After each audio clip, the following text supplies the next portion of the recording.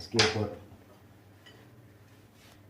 ये 1-2 मिर्चें डालेंगे, थोड़ा सा धनिया आ जाएगा इसके ऊपर, और ये अदरक है, अदरक के साथ इसके ऊपर डाली जाएगी। सकते हैं जी, चिकन कढ़ाई तैयार हो चुकी है, बहुत खूबसूरत किस्म की, बहुत टेस्टी है।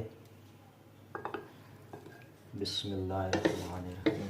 इस तरीके से आप अपने घर में तैयार करें और मेरी रेसिपी के साथ, और फिर मुझे बताएं।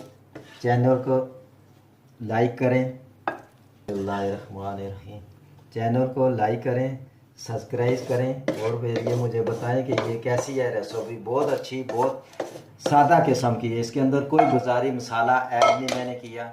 आम नमक मिर्च